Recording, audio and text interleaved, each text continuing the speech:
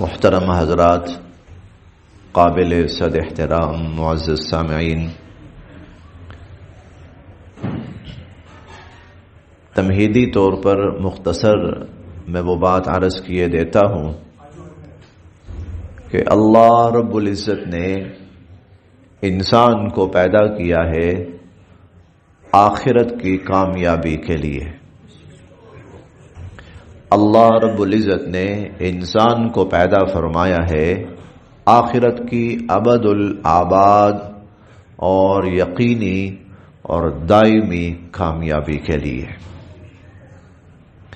لیکن اس کے لیے انسان کو اس سے پہلے یہ زندگی دی ہے مختصر سا وقت، اور یہ مختصر سا وقت اس لیے دیا ہے تاکہ وہ آخرت کی اس زندگی کی تیاری کرے۔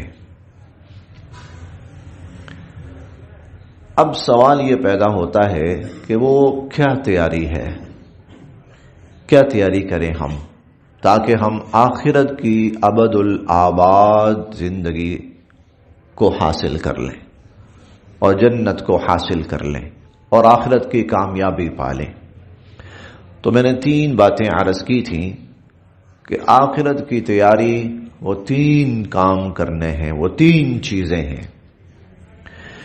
ایک عقیدے کی اصلاح، ایک اعمال کی اصلاح، اور ایک اخلاق کی اصلاح۔ اپنا عقیدہ ٹھیک کرنا ہے، اپنے اعمال ٹھیک کرنے ہیں، اور اپنے اخلاق ٹھیک کرنے ہیں۔ بس یوں سمجھیے کہ اللہ رب العزت نے ہمیں اس لیے اس دنیا میں پیدا فرمایا اور یہ زندگی اس لیے دی کہ ہم اپنی یہ 3 چیزیں ٹھیک کریں۔ یہ 3 چیزیں ٹھیک ہو جائیں گی تو انشاءاللہ العزیز پھر آخرت میں اللہ رب العزت کے ہاں انسان کے لیے کامیابی ہی کامیابی ہے۔ آئیے اب تفصیل کے ساتھ، ترتیب کے ساتھ ان چیزوں کو دیکھتے ہیں جو ہماری اس زندگی کا مقصد ہے، جن کی اصلاح کے لیے اللہ رب العزت نے پہلے انسان سے ہی نبوت کا سلسلہ شروع فرما دیا۔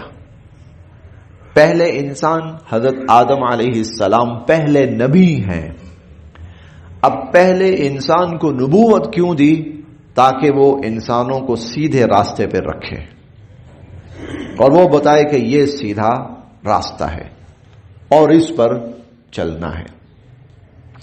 چنانچہ جب آدم علیہ السلام کو اللہ رب العزت زمین پر اتار رہے تھے تو تب ایک نصیحت ان کو فرمائی، ہدایت فرمائی، اور وہ یہ فَإِمَّا يَأْتِيَنَّكُم مِّنِّي هُدًى، میری طرف سے ہدایت اور رہنمائی تمہارے پاس آتی رہے گی۔ فَمَن تَبِعَ هُدَايَ، جس نے اس ہدایت کو اپنایا، جس نے اس ہدایت کو قبول کیا اور اس پہ چلا، فَلَا خَوْفٌ عَلَيْهِمْ وَلَا هُمْ يَحْزَنُونَ، تو ایسے لوگ آخرت کے ہر قسم کے ڈر اور خوف سے محفوظ ہو جائیں گے۔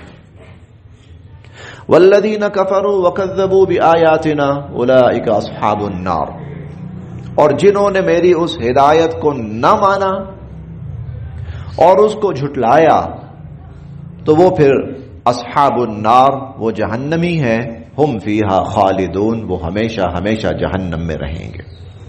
انسان کو زمین پر اتارتے ہوئے جہاں اس نے محنت کرنی ہے، یہ پہلی ہدایت انسان کو دی گئی۔ میری طرف سے ہدایت آئے گی، جس نے اس کو قبول کیا، اس پہ چلا، یہ لوگ آخرت میں کامیاب ہیں، یہ آخرت میں جنت میں جائیں گے۔ اب وہ ہدایت کیا ہے جس کو اختیار کرنا ہے، جس کو قبول کرنا ہے، جس پہ چلنا ہے؟ وہ یہ خلاصہ میں نے عرض کیا، 3 چیزیں ہیں۔ ایک عقیدے کی اصلاح، ایک اعمال کی اصلاح، اور ایک اخلاق کی اصلاح۔ عقیدہ ٹھیک کرنا ہے، اعمال ٹھیک کرنے ہیں، اخلاق ٹھیک کرنے ہیں۔ عقیدے کی اصلاح سے کیا مراد ہے؟ عقیدہ کیا ہے؟ عقیدہ جس کو ہم ایمان کہتے ہیں، عقیدہ جس کو ہم ایمان کہتے ہیں، بنیادی عقائد تقریباً آپ کہہ لیجئے، یہ میں خلاصتاً عرض کر رہا ہوں، بنیادی عقائد 5 ہیں، لیکن ان 5 میں اصل الاصول جو سب سے بڑا بنیادی عقیدہ ہے، اصل الاصول سب سے بڑا سب سے بنیادی عقیدہ ہے، وہ ہے اللہ رب العزت کو وحدہ لا شریک تسلیم کرنا، وہ ایک ہے، اکیلا ہے، یکتا ہے۔ اب اس کی میں تفصیل تھوڑی سی عرض کروں گا۔ قرآن کریم کی روشنی میں، احادیث مبارکہ کی روشنی میں اللہ ایک ہے کا مطلب کیا ہے کہہ دیتے ہیں ہم، ہاں ایک ہے، لیکن یہ بہت، اس قرآن کریم کا سب سے بڑا موضوع ہے، یہ قرآن کریم کا سب سے بڑا موضوع ہے۔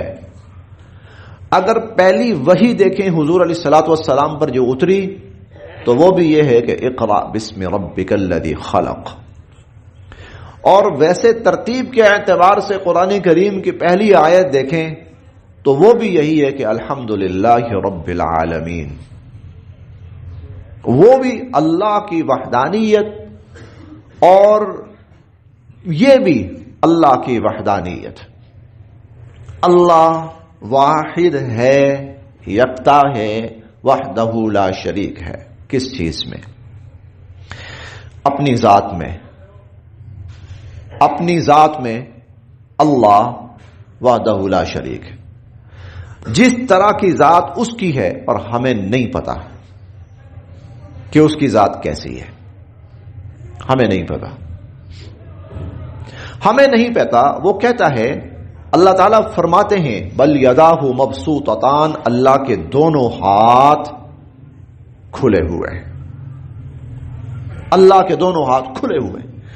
اللہ کے ہاتھ کیسے ہیں، ان کی کیفیت کیسی ہے، ہمیں نہیں پتا، لیکن ہے علیم، جاننے والا ہے، سمیع، سننے والا ہے۔ آیا وہ کانوں سے سنتا ہے؟ البصیر، دیکھنے والا ہے، آیا وہ آنکھوں سے دیکھتا ہے؟ یکلم، وہ کلام فرماتے ہیں، اللہ رب العزت زبان سے کلام فرماتے ہیں؟ ہمارا کوئی علم نہیں ہے، ہمیں نہیں معلوم، بس ہم نے اتنا یقین رکھنا ہے کہ اللہ رب العزت کی ایک ذات ہے اور جیسی وہ ہے ویسی کوئی نہیں ہے، ویسی کوئی نہیں ہے۔ جب ویسی ذات کوئی نہیں ہے تو پھر اللہ بھی اس کے علاوہ کوئی نہیں ہے۔ لیس کمثلہ شیء، قرآن کریم نے بڑی عجیب بات کی، لیس کمثلہ شیء، کہ اس کی مثال ہی نہیں ہے۔ دنیا میں ہر چیز کی مثال ہے، دنیا میں ہر چیز کی مثال ہے۔ آپ موٹائی کی مثال دینا چاہتے ہیں، آپ کے پاس مثال ہے۔ آپ اونچائی کی مثال دینا چاہتے ہیں، آسمان ہے، مثال ہے آپ کے پاس۔ آپ گرمائش کی مثال دینا چاہتے ہیں، آگ ہے آپ کے پاس۔ آپ ٹھنڈک کی مثال دینا چاہتے ہیں، برف ہے آپ کے پاس۔ آپ سختی کی مثال دینا چاہتے ہیں، لوہا ہے آپ کے پاس۔ آپ پختگی کی مثال دینا چاہتے ہیں، پہاڑ ہیں آپ کے پاس۔ آپ وسعت اور گہرائی کی مثال دینا چاہتے ہیں، سمندر دریا ہیں آپ کے پاس۔ آپ روانی کی مثال دینا چاہتے ہیں، مثال ہے آپ کے پاس۔ آپ تیزی کی مثال دینا چاہتے ہیں، مثال ہے آپ کے پاس۔ بجلی ہے، ہوا ہے، ہر چیز کی مثال ہے، لیکن اللہ رب العزت کی ذات وہ ذات ہے لیس کمثلہ شیء، کہ اس پوری کائنات میں اس کو کسی مثال سے آپ سمجھا ہی نہیں سکتے، اس کی مثال ہی کوئی نہیں ہے۔ آپ یہ نہیں کہہ سکتے کہ اللہ کے ہاتھ جیسے یہ ہاتھ ہوتے ہیں، آپ یہ نہیں کہہ سکتے. آپ یہ نہیں کہہ سکتے ہیں کہ اس کی نگاہ جیسے انسانی نگاہ ہوتی ہے. نہیں، ہم ایسے نہیں کہہ سکتے. اللہ کو کسی انسان پر، کسی مخلوق پر کسی درجے میں قیاس کیا ہی نہیں جا سکتا. اللہ رب العزت کو کسی مخلوق پر اور اللہ کی ذات کو کسی مخلوق کی ذات سے مثال دی ہی نہیں جا سکتی، اسے ڈیفائن کیا ہی نہیں جا سکتا. اس اعتبار سے وہ الگ ہے، وہ الگ ہے. احد، بس اس جیسی ذات صرف وہی ہے اور کوئی نہیں. جیسا وہ ہے نا، جس طرح کا اس کا وجود ہے، جس طرح کی اس کی ذات ہے، بس وہ اکیلا ہے. یہ ہے توحید فی الذات، اللہ کی ذات میں توحید، وحدہ لا شریک، اپنی ذات میں. ہاں، نہ آپ لمبائی سے اللہ کی مثال دے سکتے ہیں، نہ آپ چوڑائی سے اللہ کی مثال دے سکتے ہیں، نہ آپ کسی فرشتے سے اللہ کی مثال دے سکتے ہیں، نہ کسی نبی سے اللہ کی مثال دے سکتے ہیں، نہ کسی ولی سے اللہ کی مثال دے سکتے ہیں. نہیں، وہ انسانی مثالوں سے ماوراء ذات ہے، بالا اور اعلی ذات ہے. اللہ احد، اکیلا ہے، وہ اپنی اس ذات کے اعتبار سے اکیلا ہے. یہ پہلا، یہ اللہ پر ایمان اور اللہ کی وحدہ لا شریک کا پہلا مرحلہ ہے، یہ پہلا سٹیپ ہے. دوسرا، اپنی صفات میں وحدہ لا شریک ہے. صفات کیا ہیں؟ کمالات، خوبیاں وہ کیا ہیں؟ اللہ کی صفات، وہ خالق ہے، پیدا کرنے والا ہے. کائنات میں جتنی چیزیں پیدا ہوئی ہیں وہ صرف اس نے کی ہیں، اکیلے نے کی ہیں. اس نے کی ہیں، اکیلے نے کی ہیں. ان چیزوں کو پیدا کرنے میں، ان چیزوں کو بنانے میں نہ اسے کسی کے مشورے کی ضرورت پیش آئی، نہ اسے کسی کی مدد اور معاونت کی ضرورت پیش آئی، نہ اسے کسی کے ساتھ اور رہنمائی کی ضرورت پیش آئی. اپنے علم سے، اپنی قدرت سے اس نے ہر چیز کو پیدا کیا اور کمال پیدا کیا. سنا اللہ، کیا کمال کاریگری ہے اللہ کی. فتبارک اللہ احسن الخالقین. انسان اپنے وجود میں، جتنا انسان کا وجود ہے، یہ سارے کا سارا اللہ رب العزت نے پیدا کیا اور محض اور محض اور محض اپنی قدرت سے پیدا کیا.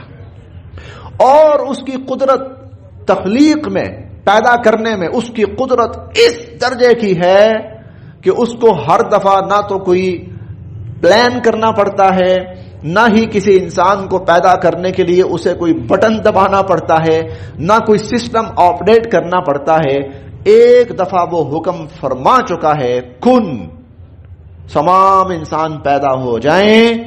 اب اس کی ترتیب کے مطابق انسان پیدا ہوتے رہیں گے، اس کی ترتیب کے مطابق انسان پیدا ہوتے رہیں گے. اب وہ ایک دفعہ آسمانوں اور زمینوں کو پیدا کر چکا ہے. اب آسمان اور زمین قیامت تک اس کے حکم کے مطابق، بس جس طرح اس نے کر دیا حکم، چلتے رہیں گے. سورج، ستارے، سیارے، ہوائیں، بارشیں، سب وہ خالق ہے اور اس کے ساتھ کوئی شامل نہیں. اکیلا ہے، اپنی خالقیت میں اکیلا ہے، اپنے پیدا کرنے میں وہ اکیلا ہے، کوئی اس کے ساتھ شامل نہیں ہوا، نہ آسمان و زمین کی تخلیق میں. یہ تو وہ باتیں ہیں کہ اللہ تعالیٰ نے قرآن کریم میں حضور علیہ الصلوۃ والسلام نے فرمایا، حضور علیہ الصلوۃ والسلام سے فرمایا، قل، ان مشرکین سے پوچھیں جو اوروں کو اللہ کے ساتھ شریک کر رہے ہیں، ان سے پوچھیں، من خلق السماوات والارض، آسمانوں اور زمینوں کو کس نے پیدا کیا؟ قل اللہ، وہ بھی کہیں گے اللہ نے پیدا کیا. آپ ان سے پوچھیں انسانوں کو، اور تمہیں کس نے پیدا کیا؟ تو یہ خود اپنی زبان سے شرک کرنے والے کہیں گے اللہ نے پیدا کیا. یہ خالق ہے، یہ اس کی صفت خالقیت ہے، اکیلا ہے، کوئی شامل نہیں اس کے ساتھ، کوئی شریک نہیں اس کے ساتھ. ھذا خلق اللہ، یہ دیکھو یہ ساری کائنات تو اللہ نے بنائی ہے. فارونی ماذا خلق الذین من دونہ، اچھا اللہ کے سوا کسی نے کچھ بنایا ہے تو لاؤ، دکھاؤ دکھاؤ، لاؤ. کہاں کسی نے پیدا کیا کہ لوگوں کو شبہ ہو گیا ہو کہ یہ اللہ نے پیدا کیا، یہ فلاں نے پیدا کیا، لو اللہ کو بھی رب مانو، ان کو بھی رب مانو. دکھاؤ فارونی ماذا خلق الذین من دونہ، اللہ کے سوا کسی نے کچھ پیدا کیا؟ دکھاؤ، لاؤ دلیل کی بنیاد پر اپنی خالقیت میں، اپنے علم میں اللہ وحدہ لا شریک ہے. علم ذاتی، یہ تھوڑی سی توجہ طلب بات ہوگی. علم ذاتی اللہ کا ہے، علم ذاتی اللہ کا ہے. اللہ کے بعد جس کے پاس بھی علم ہے کسی کے پاس ذاتی علم نہیں، وہ صرف اللہ کا ہے. ہم تجربہ کرتے ہیں، ہمیں تجربے سے کوئی چیز سمجھ میں آتی ہے. ہم علم حاصل کرتے ہیں، پڑھتے ہیں، ہمیں پڑھنے سے کوئی چیز سمجھ آتی ہے. ہم سنتے ہیں، ہمیں سننے سے کوئی چیز سمجھ آتی ہے، علم حاصل ہوتا ہے. ہم نقصان اٹھاتے ہیں، اس نقصان سے ہمیں کچھ سمجھ میں آتا ہے. ہم فائدہ حاصل کرتے ہیں، اس فائدے سے ہمیں کچھ سمجھ میں آتا ہے، ہمیں کچھ علم ہوتا ہے. اللہ کی ذات وہ ہے، نہ اس نے کسی سے سیکھا ہے، نہ اس نے کسی سے پوچھا ہے، نہ سن کے اسے کسی بات کا علم ہوا، نہ پڑھ کر اسے کسی بات کا، نہ دیکھ کر، نہ چکھ کر، نہ چل کر، نہ نقصان اٹھا کر، نہ فائدہ اٹھا کر. اس کے پاس جو بھی علم ہے وہ ازل سے ہے، خود بخود سے ہے. اور علم اتنا ہے، یہ تو اگر تھوڑا سا ہم قرآن کریم پڑھنا شروع کریں نا تو عجیب عجیب واقعات ہمارے سامنے آتے ہیں. علم اللہ رب العزت کا ایسا ہے کہ ازل میں قرآن کریم وجود میں آ چکا تھا. ازل میں، بہت شروع میں، یہ 1000 لاکھ کروڑ ارب خرب سال نہیں، اس سے بہت پہلے قرآن کریم اللہ کے علم میں تھا، اللہ رب العزت کے علم میں تھا. نازل ہوا یہ صرف 1400 سال پہلے، 1400 سال پہلے نازل ہوا. اور اللہ کے علم میں یہ قرآن کریم میں ازل کی میرے پاس کوئی مقدار نہیں ہے. ازل کا مطلب شروع، لیکن اس شروع کی کوئی مقدار نہیں ہمارے پاس، کوئی اس کا ٹائم پیریڈ نہیں ہے کہ شروع کب، لاکھ سال، 2 کروڑ سال، 2 خرب سال، 2 ارب سال. ہمارے پاس اس کا کوئی ٹائم پیریڈ نہیں ہے. بس یہ اللہ ہی جانتے ہیں. جہاں انسانی عقل ختم ہو جاتی اس سے بھی پہلے. بلکہ میں ایک بات اور عرض کرتا چلوں، صرف اور صرف ایک ذات ہے جو ازلی ہے. ازلی کا مطلب ہمیشہ سے ہے، وہ اللہ کی ذات ہے. باقی اللہ کے سوا کوئی ازلی نہیں ہے. ہاں ابدی ضرور ہے. ابدی کا مطلب ہے کہ اب پیدا ہو گیا تو اب پھر رہے گا، بس وہ منتقل ہوتا جائے گا. ازلی کوئی بھی نہیں ہے، نہ آسمان و زمین، نہ انسان، نہ حیوان، نہ فرشتے، نہ جنات، نہ اور کوئی مخلوق. ازلی کوئی بھی نہیں ہے. سب کو وجود ملا، بعد میں ملا، کسی وقت پہ آ کے ان کو وجود ملا، ان کی روحیں پیدا ہوئیں، پھر ان کے وجود پیدا ہوئے بعد میں. ازلی صرف ایک اللہ کی ذات ہے، صرف ایک اللہ. یہ بھی ایمان، یہ بھی عقیدہ. کچھ نہیں تھا، وہ تھا، اللہ کی ذات تھی. اب میں پھر کہہ رہا ہوں، اس کا ہمارے پاس کوئی ٹائم پیریڈ نہیں ہے. کب سے ہے؟ خربہا یہ چھوٹے سے لفظ ہیں جن کی جو ہماری عقل کی رسائی ہے. اللہ اس سے بہت پہلے سے. ازلی ذات صرف ایک، اللہ رب العزت کی. جب سے اللہ کی ذات ہے تب سے اللہ کا یہ علم تھا، تب سے اللہ رب العزت کا، تب سے قرآن کریم اللہ کے علم میں تھا. 1400 سال کے بعد سرزمین مدینہ میں ایک خاتون آتی ہے پیغمبر دو عالم صلی اللہ علیہ وسلم کے پاس، اور آ کر حضور علیہ الصلوۃ والسلام سے اپنے گھر کا اور اپنے خاوند کا ایک مسئلہ ڈسکس کرتی ہے. اور بالکل گھر کے تھوڑا سا اندر حضرت عائشہ رضی اللہ تعالی عنہا تشریف فرما ہے. اب یہ خاتون آہستہ آہستہ بات کر رہی ہے، اتنا آہستہ بات کر رہی ہے کہ حضرت عائشہ فرماتی ہیں کہ مجھ تک بھن بھناہٹ تو آ رہی تھی، لیکن مجھے یہ نہیں سمجھ میں آ رہا تھا کہ بات کیا ہو رہی ہے. یہ چند قدم کے فاصلے پر حضرت عائشہ رضی اللہ عنہا اندر تشریف فرما ہے. وہ کہتی ہیں مجھے نہیں سمجھ آ رہی تھی کہ بات کیا ہو رہی ہے. آواز آ رہی تھی کہ دو افراد کے درمیان کوئی بات چیت چل رہی ہے. اللہ رب العزت نے قرآن کریم نازل فرمایا قد سمع اللہ قول التی تجادلک فی زوجہا وتشتکی الی اللہ واللہ یسمع تحاورکما. وہ عورت جو آپ کے پاس آ کر اپنے خاوند کے بارے میں بحث کر رہی تھی, بات کر رہی تھی, گفتگو کر رہی تھی, اللہ اس کی بات کو سن رہے تھے. وتشتکی الی اللہ, اور وہ اللہ کے سامنے اپنی شکایت پیش کر رہی تھی. اس خاتون نے آخر میں یہ کہا کہ پھر میرے پاس اے اللہ میں معاملہ آپ کے سپرد کرتی ہوں, میں آپ ہی سے اپنے مسئلے کی شکایت کرتی ہوں. اور یہ جملے جو اللہ نے 1400 سال پہلے ابھی نازل کیے ہیں, کھر بہا سال پہلے اللہ کے علم میں اسی طرح تھا. یہ اللہ کا علم ہے, اللہ رب العزت کا علم ہے. میں اب تھوڑا سا اپنے یہاں لاتا ہوں. ابھی ہم سب نماز جمعہ پڑھیں گے اور نماز جمعہ پڑھ کر ابھی ہم یہاں سے نکلیں گے. ہم میں سے پہلے کون نکلے گا اور دوسرے نمبر پر کون نکلے گا, تیسرے نمبر پر کون نکلے گا, یہ جتنے لوگ بیٹھے ہیں کسی کو بھی نہیں پتا. ہو سکتا ہے کہ فلاں پہلے نکل جائے, ہو سکتا ہے فلاں بعد میں نکل جائے. کسی کے ذہن میں یہ ضرور ہوگا کہ میں ذرا جلدی نکلوں گا, لیکن کب؟ لیکن اللہ کو خربہا سال پہلے سے پتا تھا کہ یہ 2023 میں 1444 میں رمضان آئے گا, دوسرا روزہ ہوگا, جمعے والے دن نماز پڑھ کر پہلے یہ شخص نکلے گا. یہ صرف ایک چھوٹا سا, بہت چھوٹا سا مجمع ہے, چند افراد, چند سو افراد. یہ چند سو افراد میں سے ہر بندہ اس کی کیفیت الگ ہوگی, اور ساتھ بیٹھے ہوئے کو نہیں پتا, لیکن اس کو پتا ہے اس کی کیفیت یہ ہے, اس کی کیفیت یہ ہے, اس کو اونگ آ رہی ہے, یہ پوری توجہ سے سن رہا ہے, اس کے ذہن میں بچوں کی بات ساتھ ساتھ گردش کر رہی ہے. واللہ علیم بذات الصدور, اس کو پتا ہے. یہ اس ذات کا علم ہے اور اس کے علاوہ کسی کو علم نہیں. اپنے علم کے اندر اللہ رب العزت اپنے علم کے اندر وحدہ لا شریک ہیں. ہم قرآن کریم پڑھتے ہیں ماشاءاللہ, بہت سے ساتھی پڑھتے ہیں, ترجمے کے ساتھ پڑھتے ہیں.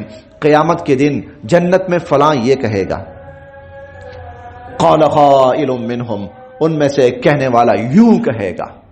ہم ان کو یوں سامنے لائیں گے تو پھر وہ آپس میں یہ بات کریں گے, قیامت کب آئے گی؟ قیامت تو کوئی پتہ نہیں, سینکڑوں سال یا ہزاروں سال بعد آئے گی.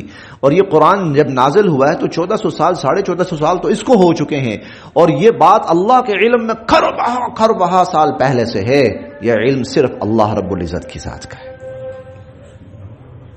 وَهُوَ بِكُلِّ خَلَّاقٍ عَلِيمٍ, وہ اپنی ہر مخلوق کو اور ہر تخلیق کو جاننے والا ہے.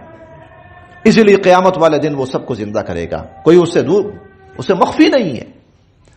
لا يخفى عليه شيء في الارض ولا في السماء, آسمانوں و زمینوں میں کوئی چیز اس سے مخفی نہیں ہے, کوئی چیز اس سے پوشیدہ نہیں ہے. اپنی اس صفت کے اندر اللہ رب العزت وحدہ لا شریک ہے. انسانوں کو ان چیزوں کا پتہ چلا جب وہ زندہ ہوئے, زندہ ہو کر دنیا میں آئے, پھر ان کے اوپر علم کے دروازے کھلے. انسانوں کو پھر پتہ چلا اس مالک الملک کو تو کب سے پتہ ہے, اس مالک الملک کو کب سے پتہ ہے. وہ جو شہید ہوا, شہید ہوتے ہوئے اس کے منہ سے یہ نکلا, اس کو خربہا سالوں سے پہلے سے پتہ ہے اس کو. یہ اللہ رب العزت اپنے علم میں وحدہ لا شریک ہیں. پھر اس ذات نے انسانوں کو علم دیا, کسی کو تھوڑا دیا, کسی کو زیادہ دیا, کسی کو بہت زیادہ دیا. پیغمبر دو عالم صلی اللہ علیہ وسلم کو سب سے زیادہ دیا, سب سے زیادہ. اہل علم حضرات اس کی مثال بیان کرتے ہیں کہ حضور علیہ الصلوۃ والسلام کا علم اور بقیہ ساری انسانیت کا علم, اس کی مثال بیان کرتے ہیں. ایسے سمجھیں سمندر ہے اور سمندر میں سے ایک چڑیا آتی ہے اور چونچ کے اندر پانی لیتی ہے. تو سمندر یہ حضور علیہ الصلوۃ والسلام کا علم ہے, اور چڑیا کی چونچ میں جو علم ہے وہ حضور کے علاوہ ساری انسانیت کا علم ہے. حضور کے علم کی مثال سمندر ہے، کوئی موازنہ بنتا ہی نہیں۔ پھر اہل علم کہتے ہیں حضور علیہ الصلوۃ والسلام کے علم کی اللہ کے علم کے سامنے بھی یہی مثال ہے۔ سمندر اللہ کا علم ہے، بلکہ یہ بھی چھوٹی مثال ہے، اللہ کا علم اس سے بھی بڑا ہے۔ اور اللہ کے علم کے مقابلے میں حضور علیہ الصلوۃ والسلام کو جو علم اللہ نے دیا، جو علم اللہ نے دیا، وَعَلَّمَكَ مَا لَمْ تَكُنْ تَعْلَمْ، اللہ نے آپ کو وہ کچھ سکھایا جو آپ نہیں جانتے تھے۔ مَا كُنْتَ تَعْلَمُهَا أَنْتَ وَلَا قَوْمُكَ مِنْ قَبْلِ هَذَا، نہ آپ جانتے تھے اس واقعے کو اس سے پہلے، نہ آپ کی قوم جانتی تھی، نہ آپ جانتے تھے نہ آپ کی قوم جانتی تھی۔ قرآن کریم میں حضور علیہ الصلوۃ والسلام کے لیے ایک لفظ استعمال ہوا ہے، اور وہ عموماً عام لوگوں کے لیے استعمال ہو تو وہ نیگیٹو سینس میں استعمال ہوتا ہے۔ وَوَجَدَكَ ضَالًّا، اللہ نے آپ کو ضال پایا۔ عام انسانوں کے لیے استعمال ہو تو اس سے مراد گمراہی ہوتی ہے، لیکن حضور علیہ الصلوۃ والسلام کے لیے اس کا معنی کیا ہے؟ اللہ نے آپ کو ضال پایا۔ ضال کا مطلب کیا ہے؟ آپ کو یہ سب چیزوں کا علم نہیں تھا۔ فَهَدَا، پھر اللہ نے آپ کو ان سب چیزوں کا علم دیا۔ آپ نہیں تھے۔ وَمَا كُنْتَ لَدَيْهِمْ اذ اجمعوا امرهم وهم يمكرون وما كنت لديهم اذ يلقون اقلامهم ايهم يكفل مريم، تو یہ کس نے دیا آپ کو؟ اللہ نے دیا۔ اللہ نے پھر دیا علم، جس کو چاہا، جتنا چاہا، جتنا دیا۔ علم ذاتی صرف اللہ کا ہے، انسانوں کو جو بھی ملا ہے وہ اللہ کی طرف سے دیا ہوا علم ہے۔ وہ علم غیب ہو، وہ علم ظاہر ہو، وہ علم لدنی ہو، وہ علم کسبی ہو، کوئی بھی علم ہو، وہ اللہ رب العزت کی طرف سے انسانوں کو دیا ہوا ہے، صرف اس کا علم ہے۔ اور ہمارے پاس جو بھی علم ہے یہ اللہ کے علم سے ہمیں ملا ہے۔ کسی کو اتنا، کسی کو اتنا، کسی کو اتنا، کسی کو اتنا، کسی کو زمین و آسمان سے بھی زیادہ، لیکن اسی کا علم اس کا ہے۔ اور جو سب کو ملا ہے اس کا موازنہ ہی کوئی نہیں اللہ کے علم کے ساتھ، اللہ کے علم کے ساتھ موازنہ ہی نہیں۔ کئی دفعہ ایسا ہوا وہ لوگ جن کو اللہ نے بہت علم دیا تھا بعض جگہ نہیں بھی دیا، اللہ نے جن کو بہت علم دیا تھا بعض جگہ نہیں بھی دیا۔ حضرت یعقوب علیہ السلام کو دیکھیے، نبی ہیں، وَإِنَّهُ لَذُو عِلْمٍ لِّمَا عَلَّمْنَاهُ، یہ قرآن کریم کے الفاظ ہیں ان کے بارے میں۔ ہم نے ان کو بہت علم دیا، وہ بڑے علم والے تھے، اور بیٹا چند قدم کے فاصلے پر کنویں کے اندر پڑا ہوا ہے، اور باپ کو نہیں پتا کہ میرا بیٹا یہاں کنویں کے اندر ہے۔ نہیں دیا، اب نہیں ہے۔ جس سے کوئی چیز مخفی نہیں ہے، جس کے علم سے کوئی چیز باہر نہیں ہے، وہ تو صرف اللہ کی ذات ہے۔